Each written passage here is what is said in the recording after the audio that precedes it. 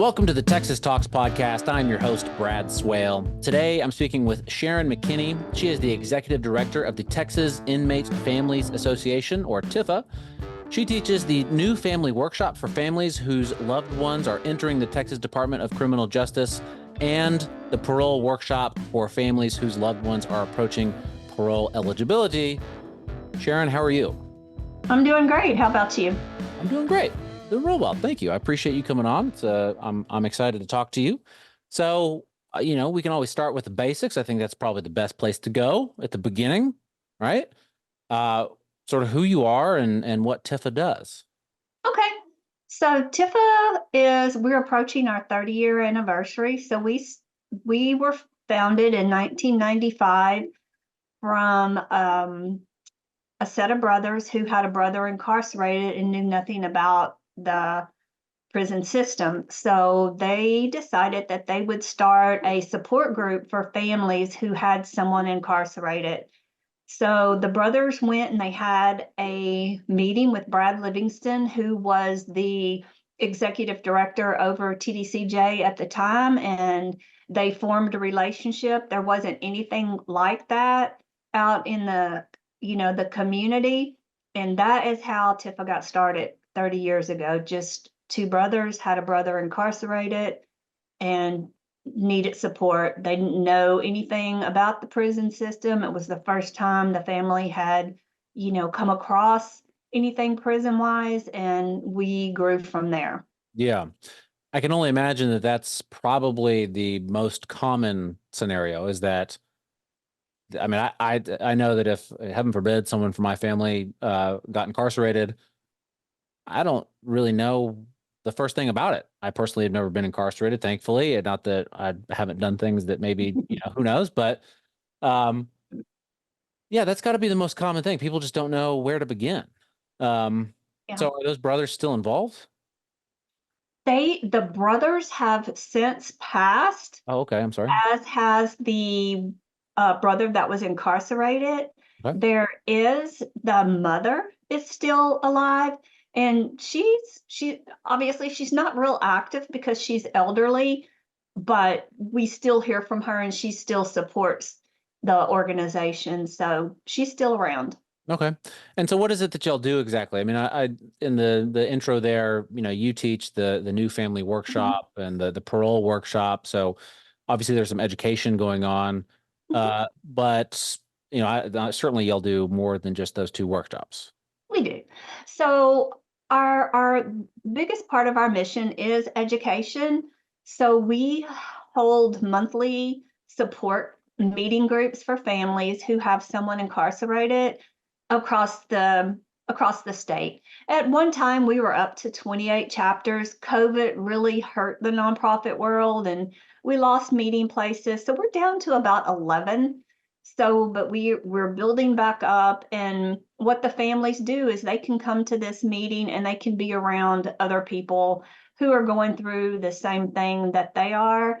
Because if you haven't ever been affected by the criminal justice system, it affects the whole family. It doesn't just affect the person that goes inside, it also affects the family. And there's a stigma that the families feel that they can't talk to anybody about it because people are like, ooh, incarceration, what'd he do? Murder someone? Maybe so. But, in it, there's a lot of children that are being left in the world, being raised by grandparents. And while we don't specifically have a program for children, there are other organizations that do that we can refer children to if they want to get involved in something like that too, because it affects them as well. Where's your mom? Where's your dad? In prison. Yeah. Sure. It sounds sort of analogous to, like an Alcoholics Anonymous type meeting. Not necessarily that it's anonymous or anything like that, but, they going and meeting with people where it's an open space to share and communicate and learn from other people's experiences and sort of hold each other up and and maybe accountability is a part of it. I'm not real sure, but it sounds real similar to that. It is. It's exactly like that. And while it's not anonymous, what's said in the meeting stays in the meeting. So we don't, we make sure that it is a safe space where things that people share on the inside, especially about their loved ones. People are very protective over their loved ones and what their charge is, and that's okay. So we make that a safe space for them just to be able to open up and just say, this sucks. Yeah, I can imagine that it does suck. Uh, Hmm. so the you brought up children and stuff like that, and I definitely want to talk about children. But just starting more high level, the families and everything that are impacted. I don't know, just I don't know sort of how to ask the question. What are the common threads there with the families, right? I mean, certainly they're all sort of confused. What's it? Yeah. Obviously, their loved ones are in the system for one reason or another. Not oftentimes, I'm sure, not the exact same reason. What are the common threads there? Yeah. So they're confused. Um, they have an empty chair. It is hard to say, like at holidays when you have that empty chair and you're missing that loved one.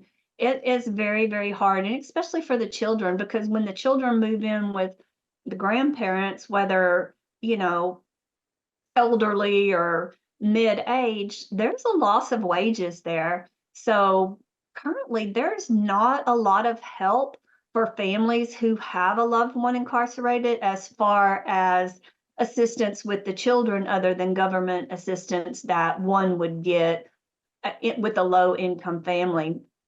There's a shame, especially if you're from a small town and everybody looks at you and you're the one whose son did this or that, and just a general worry because you don't know what's going on with your loved one on the inside, and it can be dangerous on the inside. So we just continue to try to educate our families on how, if your loved one gets into a situation, this is how you handle that. Okay. How do you handle that? It depends on what it is. So we like to get our families right at the county level where they've just been sentenced, so we can tell them, signs. Drugs are really rampant in our Texas prison system right now, and we're having our people come home addicted to so they're doing the K2 laced with the fentanyl, and it's just everywhere. And TDCJ is so understaffed, it's just continuing. It's a crisis situation. So if we catch them early enough, because when they're in the county, they still may have that draw back to the drugs, and they're so simple to get in there. But we try to teach the family, here's the warning signs. If your loved one's asking you to send money for a cash app to somebody on the outside, if they're asking you to send an e-com, which is an extra quarterly food purchase that you can do for someone else, these are all signs that your loved one's probably paying off a dope debt, especially the CAP app, the Cash app. There's no reason why a family would need to send $100 a week to anybody's Cash app. It's for dope. So we warn them about those things. Yeah. So I mean, it sounds like y'all are offering education and support for the families on the outside, but there's also this aspect of keeping those that are on the inside sort of accountable and maybe I don't know if clean is the right word, keeping their nose clean so that they can get out and Yeah. re-assimilate a little bit better. Right. So I go into a lot of the prisons. So they'll invite me to come teach. I teach a leadership class on the inside. I go and I speak to the veterans groups. I'm not a veteran, but I just make them laugh, I guess. So they always invite me back. They want to know what's new. And then I teach the parole workshop on the inside to teach them how to make their own parole packet and not put it on your loved one. We had a huge Grow with Google grant where we were taking technical skills on the inside. That has since ended, but we do try to educate them on the inside too. This is what you need to do to make parole. You better fly under the radar. If you get a major case, you're not going. you're staying there. So it's up to you. The leadership class is really cool because we teach them how to be a leader on the inside.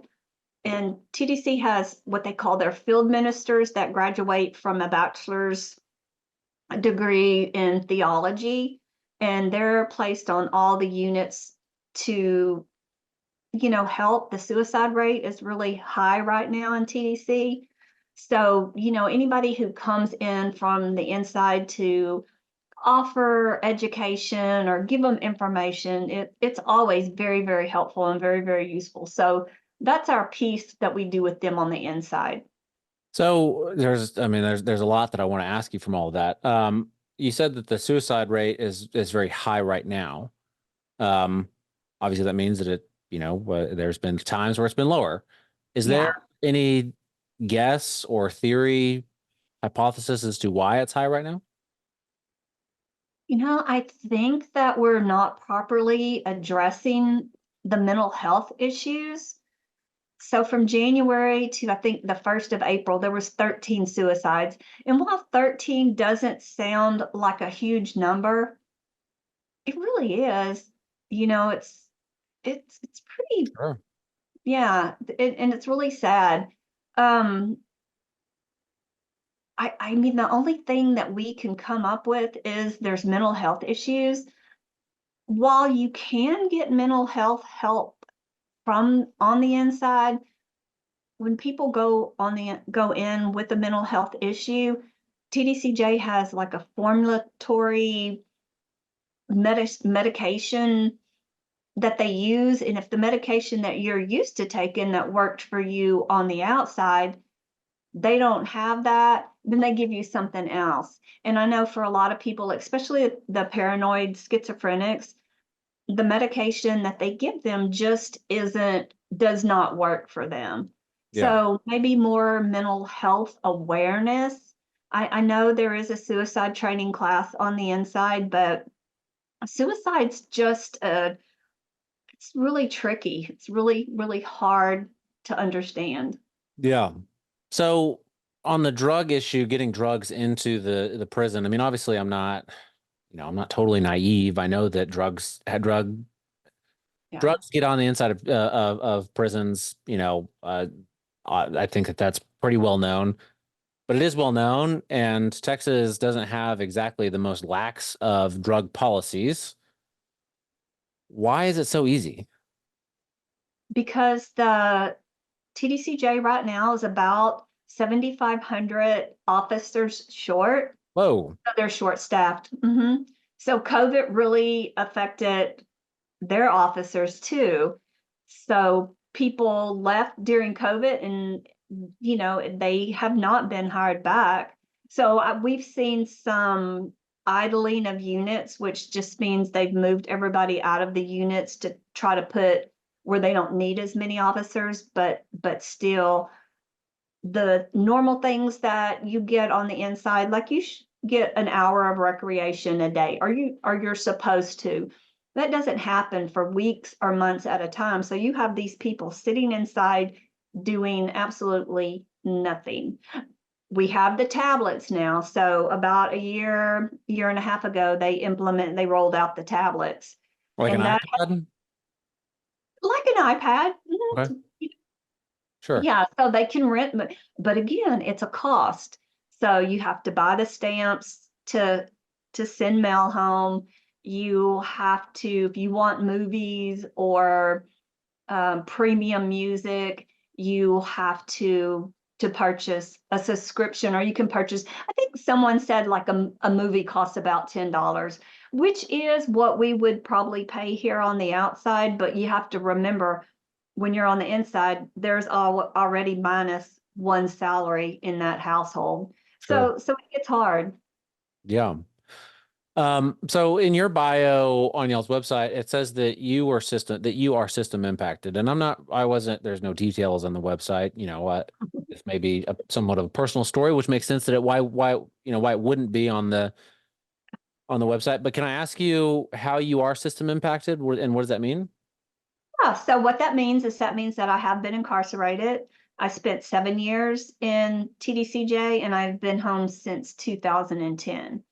And I have learned through my journey of how to tell my story that I've learned that what I did to get there doesn't so much matter, but it was a theft because I don't mind telling you. It was a white collar crime. It was very, very hard to get out of there. Thus, that's why I did so many years. Yeah. So, um, How has the system changed? You know, I assume that you have family of some sort. I don't know, mhm. I don't know anything about it, but you know, how did that affect your family while you were in there? And um, you know, how has the system changed, you know, from since then, since 2010? Yeah, so I do have a son and a daughter who were older than when I went in, so they were already adults. Um, I had a grandchild born when I was on the inside, and it was downright devastating. And Sorry. also, I had a brother that passed away while I was incarcerated, and I'm from Louisiana, so even though that I was a trustee and I had the status to be able to leave and go to a funeral, I couldn't go out of state. So, you deal with the loss of life and then you deal with the birth of new life. So it's very hard. Again, my children, they were ashamed by it, because came from a small rural area and Sure. everybody knows. But now, people look and they see, okay, she used that for the good. There will always be people who judge me, but I've learned that, I get to do things now that if I hadn't had that experience, I wouldn't be able to do. I wouldn't be able to help the families if I didn't know, and especially the things that go on the inside. There were no tablets when I was there. Everything was snail mail. The phones where you could call whatever you want, they came during my last year. So I went 6 years with no phones. There's no phone calls. If you wanted to make a call, you got one every 90 days. Me and you would sit face to face. I'd be on one phone, and you, the officer, are going to be on the other phone listening to my 5 minute conversation. And I don't like A, that. a 5 minute conversation every 90 days? 90 days. Hmm. Jeez. That, Yeah. yeah, you know, I don't know. That sounds Horrible. that sounds not great for sure. Yeah. Jeez. Yeah. Was It's pretty tough. visitation different? I was on a trustee camp, which basically meant that, I had a low level nonviolent crime. So I qualified to live on a trustee camp. I worked with the Patriot Paw Service Dog program. So I was in the very first group who trained service dogs for disabled veterans. So I had a very, very good job. So that matters. Where you work on the inside matters. A lot of the things that we were allowed to do, like at visitation, you got to hug your loved one. If you had a husband or whatever, you could kiss him at the beginning, you could kiss him at the end, and you could hold hands. You can't do that now because that's how the drugs are being passed. Sure. Um, and we've had an escape back maybe December. He just walked out of the unit with his mom. He put on a hoodie and walked out of a unit with his mother, was gone for a couple days. They found him, but um, so now you hug across the table, like we'd have to hug across the table, no holding hands, and you have to sit at your table until your loved one is gone back behind the locked door before you can get up and leave visitation. So Yeah. that's the difference. And I can imagine, you know, people listening to this, you know, maybe they think of a murderer and Hmm. they don't have a lot of sympathy or empathy for that sort of Right. feel for a murderer. And, you know, I can kind of understand that. Fine, whatever. That's maybe a conversation to be had. But in your case, right, and you're not unique in this, you know, white collar crime, nonviolent, you know, was 7 years justified or not? None of that, you know, all of that's maybe a separate conversation. But today, someone like you goes into prison and you can't, there's all of these really strict rules because someone else broke out for 2 days. Right. Right. And it's, I don't know, it's a prison system. So is one size fits all? Is that the right move? It doesn't seem- Yeah, pretty much. It's, we are trying to educate better on what violence is and what safety is, because the mission of the parole board and also TDC is public safety. So when you have someone with the charge of murder or attempted capital murder, kidnapping, those sort of things, people have absolutely zero empathy, sympathy for those type of people, and they automatically think that they're a bad person. But we're trying to educate, did the murder happen in a drug rip? Were these two people, was he trying to steal drugs from him and him and he just got the first shot? And not that it matters, because you still take a life, but every case is so different, and we incarcerate for long periods of time. Yeah. And Yeah. still, I mean, in the case of Tifa, that murderer has a family in Right. a lot of cases. And that family probably had very little control over that situation, very little choice over that situation. And now they're stuck in, I don't know, perhaps a worse situation. Yeah, raising their children, and everything's not free in prison either. You are given 5 little bitty bars of lye soap a week. That's if you can get someone to give it to you. Um, they'll give you a toothbrush once a month.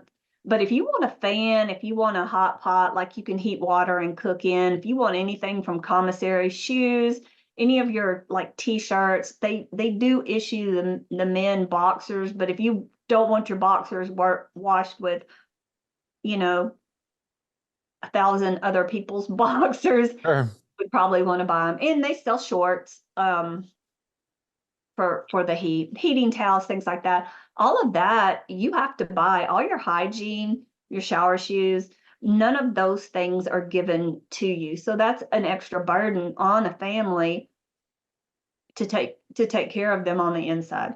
They Yeah. are fed for 3 meals a day, and they do have a place to sleep, but Yeah. basically. Sure. There's not a lot of amenities. It's not, Right. yeah, it's not a And there's resort. not supposed to be, Sure.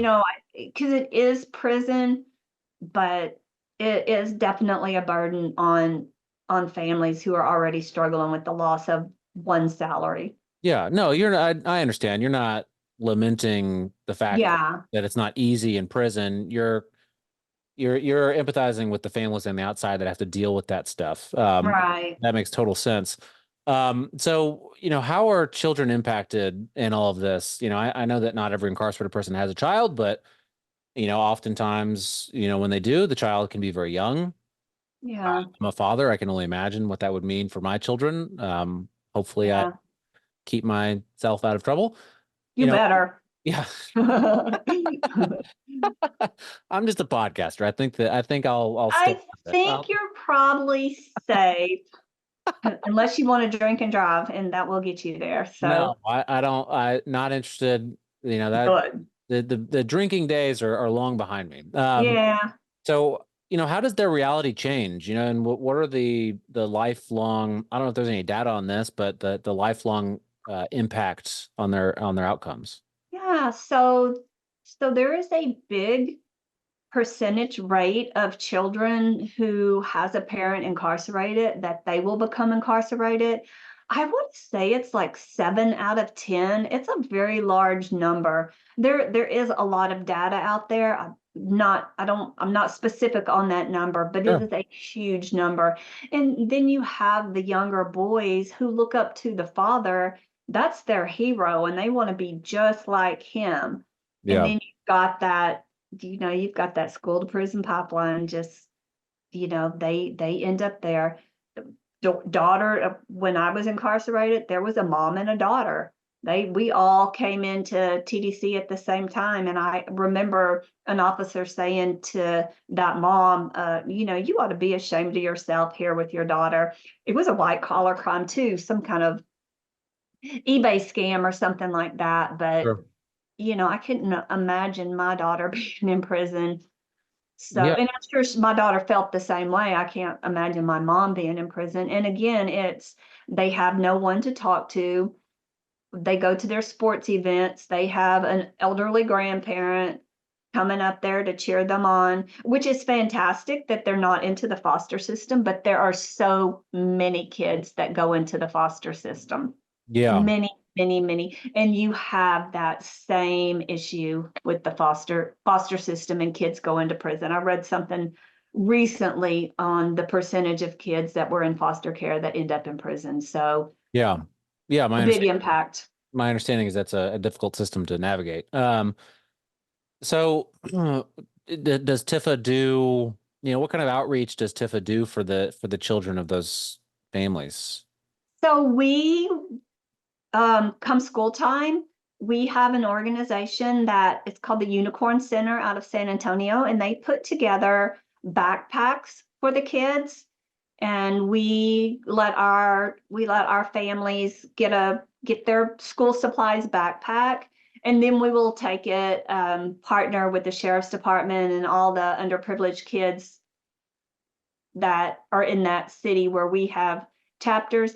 They get these backpacks. So we help them with school supplies. We help the moms. We'll do like a diaper drive. So there is a program where moms can have their baby and keep their baby. Their baby lives with them in prison. And Really? yeah, I yeah. never So it's heard of called that. BAMBI, BAMBI, Babies and Moms Bonding Initiative. Okay. And they have to have a small sentence, maybe a year or a 2-year sentence.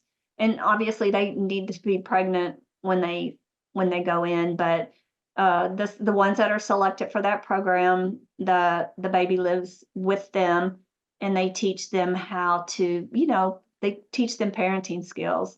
And then the mom and the baby bond, because before, or if you don't get into that, you have 3 days for someone to come get your child, or they send it to CPS. They send the child to CPS. So brand new baby. No, I don't know. That's fascinating. I mean, I'm a little conflicted. It sounds like a good idea. It sounds like a good plan. And, I don't know, as a father that a big proponent of, certainly bonding with children, spending much time as possible with children. I think that that's great, but I can only imagine, I don't know, maybe I'm sure, certainly it's a different program, right? The child spends his first year or whatever in Yeah. with the mom. I don't, is that a, it's not a, it's not the ideal start, but at least it's with its mom, Yeah. And right? hopefully it won't remember it grew up in, oh, my first year I spent in prison. I have not visited the program that since they moved the moms on the inside like that. Yeah. I would love I would love to go to it. I think that way I'd learn a little more about it, because I don't really know exactly what that setup looks like. Yeah, for sure. So, in an ideal world, I guess in the opinion of you or Tifa, how would the criminal justice or prison system in Texas work? Are you all doing work to change it? Is it more, I don't know, so We obviously are. support for the So, families, if fewer incarcerations, more like sooner yeah, parole? I don't know. What are y'all working toward? more rehabilitation. And I hate to say truth in sentencing, because that could probably come back and bite me, but not so. I mean, you could first, when you incarcerate someone at 17 years old or 16 years old, and you certify them as an adult, and you make them do 40 years before they come up for parole, they're already 56, 57 years old when they get out, and they are coming back to our community. So they've grown up in this environment of violence. Yeah. So, and two, the technical things, the skills, everything, like Zoom, well, they have video visits, so now they know what a Zoom is, but they that's what gets them. The lights that stay on the cars, you know, things like that. They don't know how to use a computer. There's no internet on the inside. They don't know how to use a phone. Um, I it's barely hard. know how to use a phone. So what is a Zoom? I don't even know how well I know that stuff. We're I can on only imagine. Zoom. Yeah.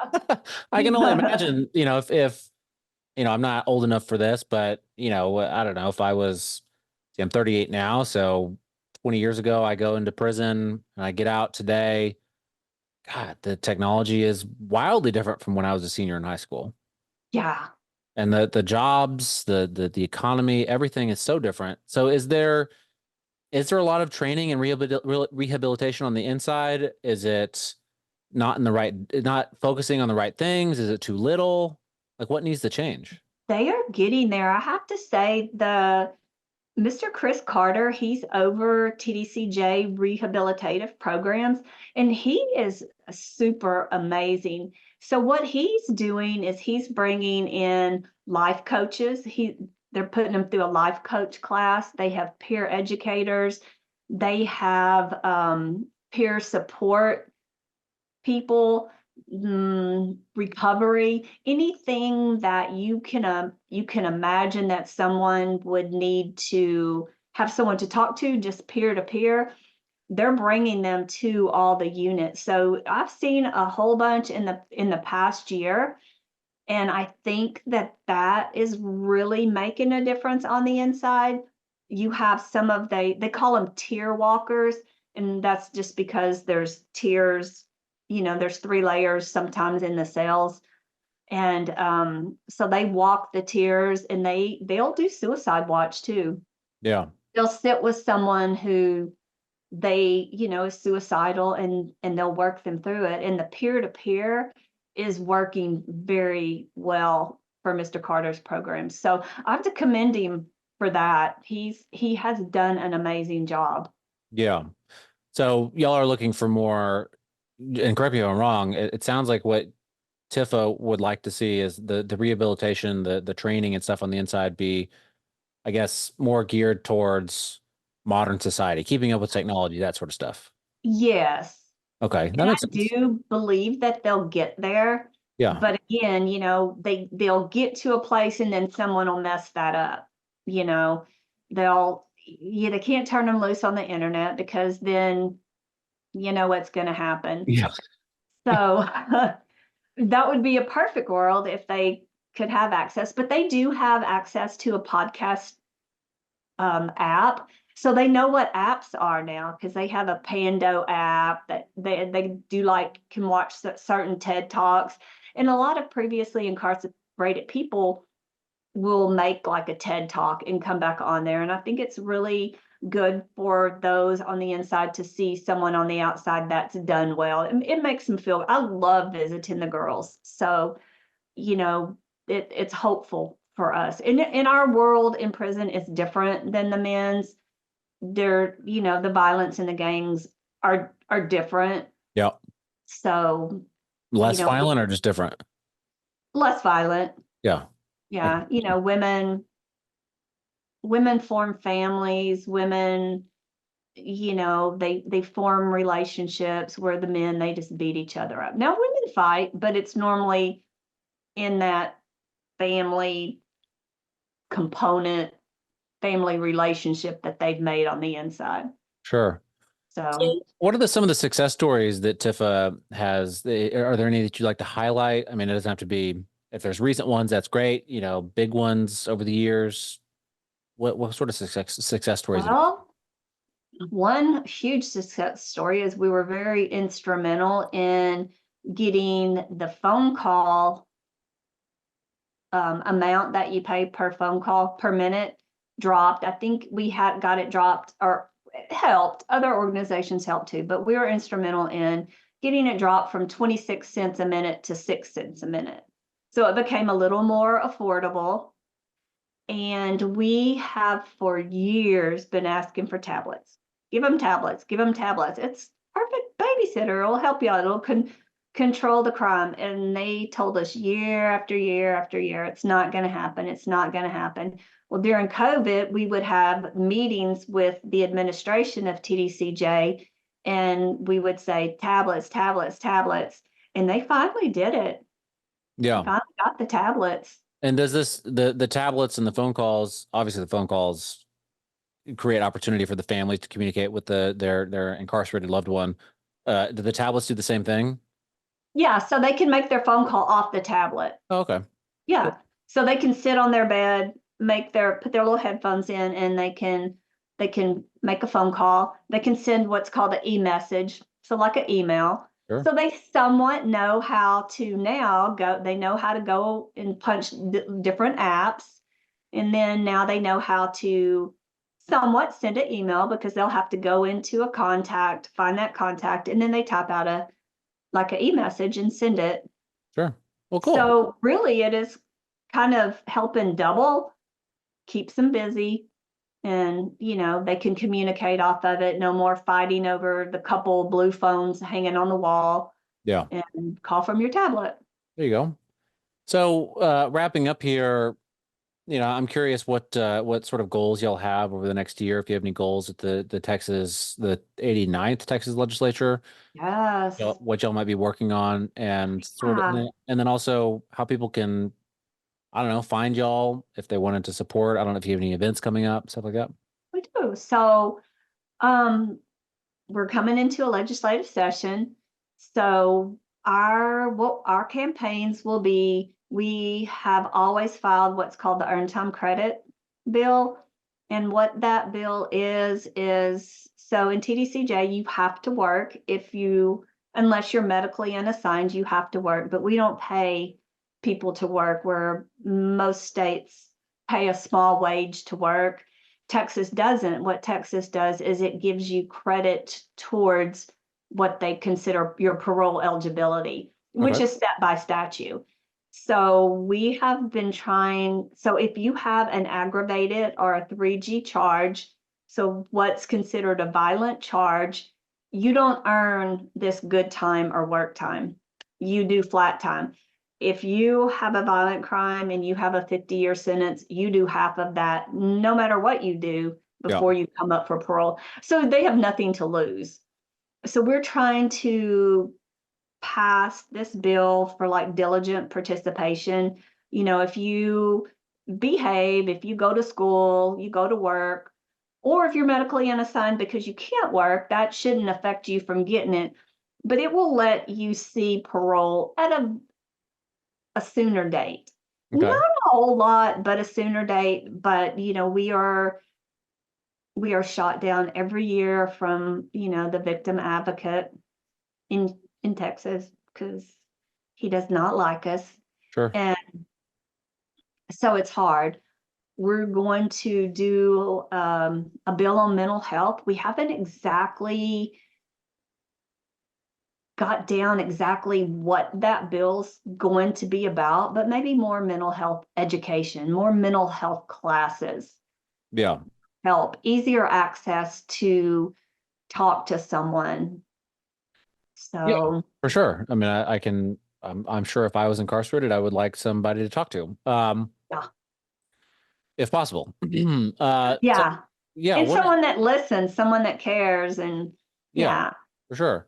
So do y'all have any events coming up? We do. So our next big event will be September 28th. September 28th. It's on a Saturday. So we are going to have a motorcycle fundraiser and our motorcycle rally. Is what we're going to do. So we'll have groups of motorcycle riders leaving from Houston, Austin, San Antonio, Dallas, Wichita Falls, and however, if any other cities want to add on. And we're going to ride to Huntsville State Park, excuse me, because that's where the biggest number of prisons are, in Huntsville. So that's why we're going to end up there. And we're just going to have a barbecue and a day of education, families, and just have a family event at the finish line. Cool. So is there a website or social media that you'd like to plug before we sign off? So our website is tifa.org, just TIFA.org. And it'll be on the motorcycle ride will shortly be on the front page if it's not on there already. Okay, cool. And are y'all on social media? We are. Okay. Um, We can, TIFA. If you, Tifa. yeah, Okay. if you Google TIFA, we have a big page. We have a members page, and we have specific area pages. So if you Google TIFA, you'll find it. Okay, Or great. Facebook it. Yeah, perfect. We'll find those and we'll put the links down in the description below. Well, Sharon McKinney, the executive director of Texas Inmate Families Association, or TIFA, I really appreciate you taking the time. Thank you. I appreciate you inviting me.